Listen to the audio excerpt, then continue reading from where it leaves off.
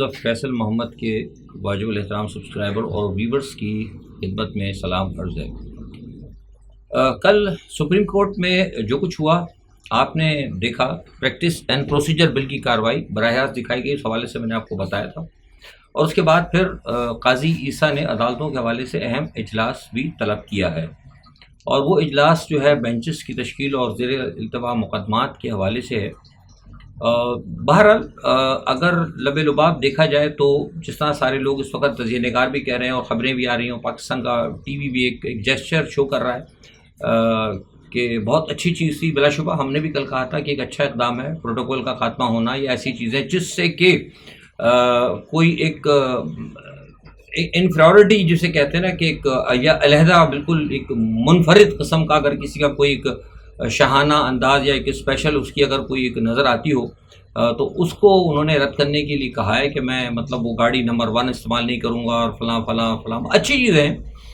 لیکن سوال یہ پیدا ہوتا ہے، جہاں تک میرا تعلق ہے، میرا تجزیہ یہ ہے کہ ایک قاضی کے لیے جو سب سے بڑی جو ہے اس کے لیے بہترین اس کی طرف سے جسچر ہو جائے گا بہترین کہ جب وہ انصاف کرتا ہوا نظر آئے گا، وہ ایسا انصاف کرے جو کہ انصاف نظر آئے اور لوگوں کو سستا اور صحیح حقیقت انصاف ملے۔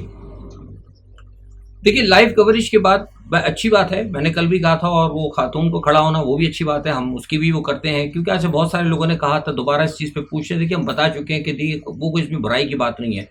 وومنز امپاورمنٹ کے حوالے سے ایک اچھا تھا، ایک شروعات ہے۔ لیکن جیسے کہ میں نے کہا کہ معاملہ یہ کہ لائیو کوریج پاکستان میں پہلی دفعہ ہوئی، لیکن یہ دیکھا جائے کہ کیا اس لائیو کوریج سے کیا کوئی عوام کو کوئی فائدہ ہوا؟ عوام کو فائدہ نہیں ہوا، صرف عوام کو یہ فائدہ ہوا کہ ان کو یہ پتہ لگ گیا کہ ججز کا اور وکیلوں کے درمیان کس طرح مکالمہ ہوتا ہے اور کس طرح وکیل جو ہے کس وقت کیا صورتحال ہوتی ہے اور کیا مسئلے ہوتے ہیں، صرف یہ انہوں نے دیکھا ہے۔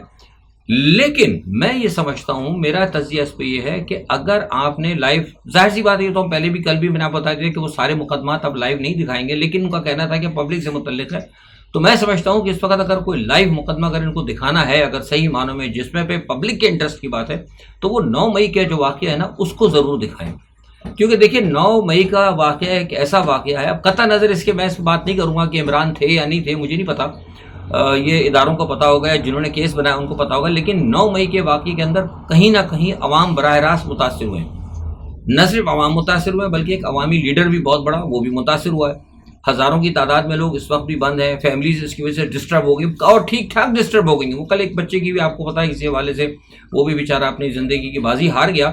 تو بنیادی طور پر یہ ایک ایسا بڑا ایک ایشو ہے، اگر وہ قاضی فائز عیسیٰ جو ہے اس مسئلے کو اگر وہ چلائیں لائیو عمران خان کے حوالے سے، تاکہ لوگوں کو بھی پتہ لگے کہ بھائی عمران خان نے کیا غلطی کی، کہاں تک عمران خان کو جس طرح کہا جائے کہ ملک دشمن ہے، وہ غدار ہے، سو اینڈ سو، بدعنوان تو خیر ہے ہی نہیں، میں شروع سے روز اول سے کہتا رہا ہوں، کیونکہ دیکھیے اگر میری بیوی یا میری بیٹی اگر میرے نام کو استعمال کر کے اگر کوئی غلط کام کرے گی، جیسے وہ فراغوگی کے لیے کہا جا رہا ہے اور بشرا بیگم نے اگر اپنے تعلقات استعمال کیے،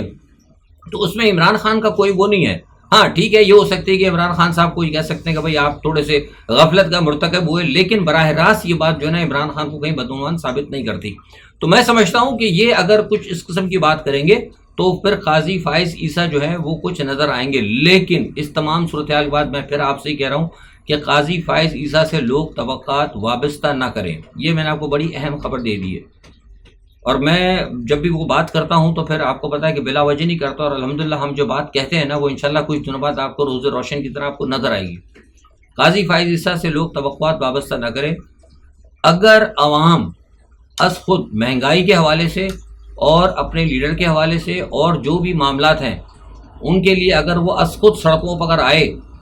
اور کہ عوام اور جو ریاست کے حقیقی مالک ہیں اگر وہ سڑکوں پہ آئے مہنگائی کے حوالے سے اور جو سارے اس وقت مسئلے ہیں جو بین الاقوامی معاہدے ہو رہے ہیں جس کے اندر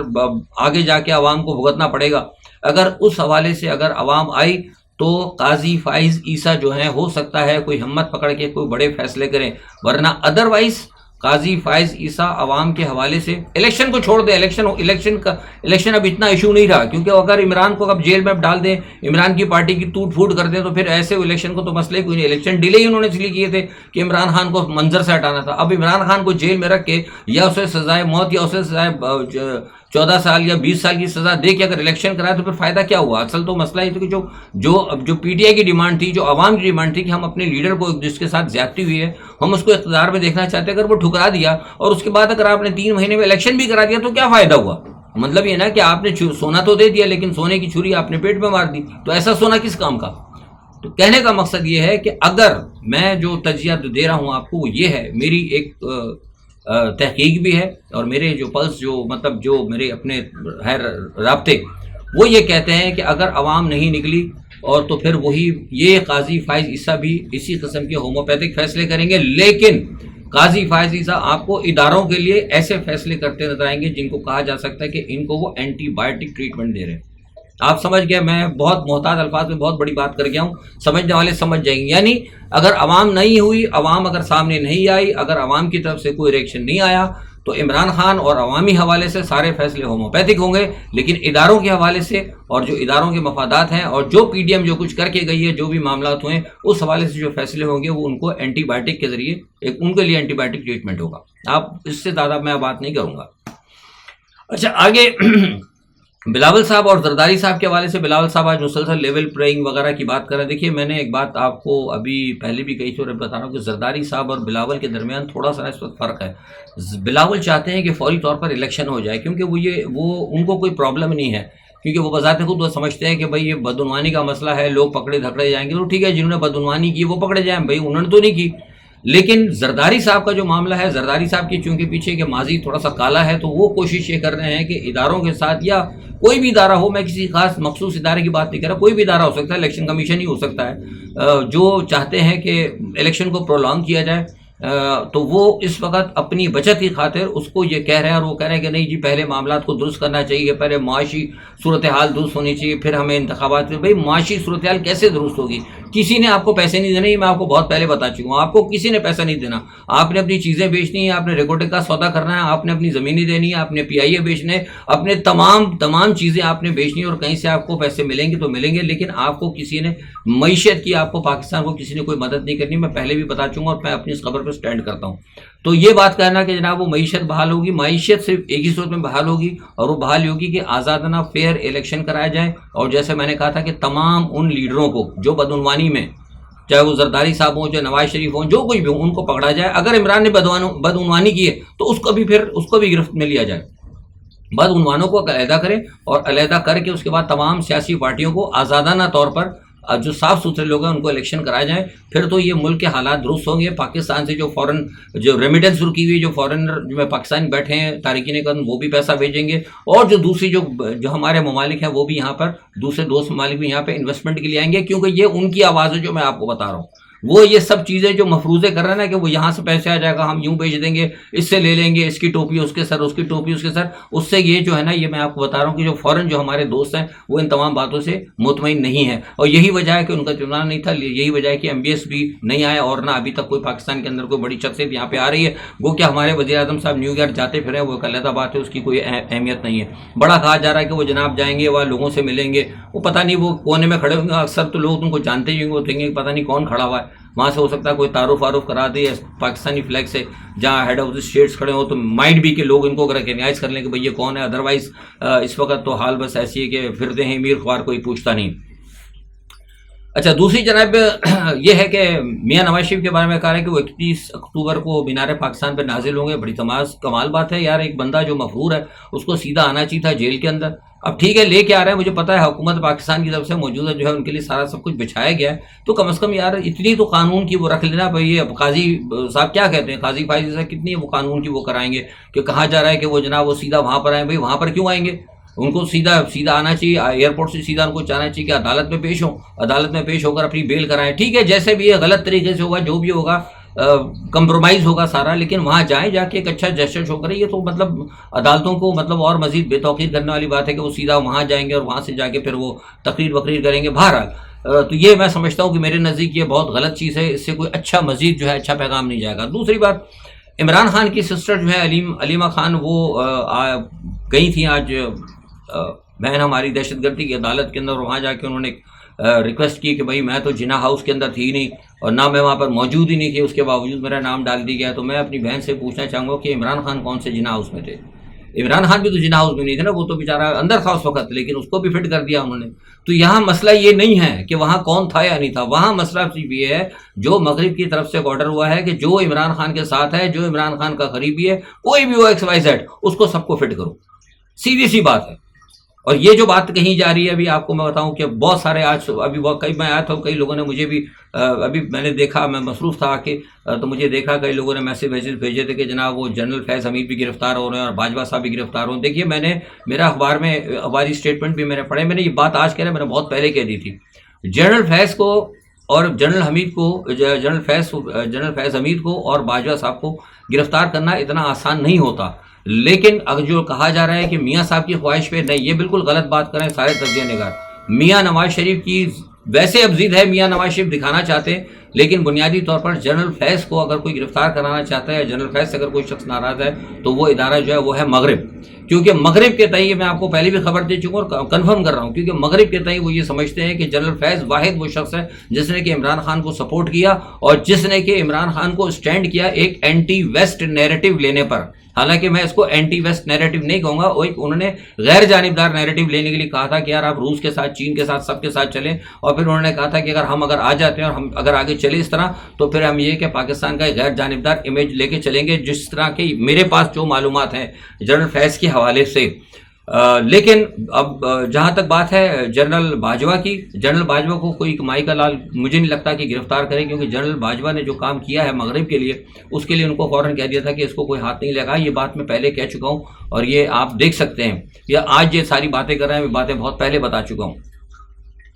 اچھا، دوسری ایک بات یہ کہ اس وقت جو ایک سب سے بڑا ایک ایشو، یہ تو اندرونی مسئلہ ہے، دیکھیں کیا ہوتا ہے. لیکن سب سے بڑی بات یہ ہے کہ اس وقت جو بھارت کی طرف سے جو مسئلہ ہوا ہے، بھارت کے بڑا ایشو کھڑا ہو گیا. آپ کو بتایا کہ بات یہ کنفرم ہو گئی کہ جو کینیڈا کی جو ایجنسی ہے، خفیہ ایجنسی، اس نے یہ کنفرم کر دیا، ان کے پاس یہ ثبوت آ گئے کہ بھارت کی رو نے وہاں پر جو ان کا ایک ہردیپ نیجر ہے،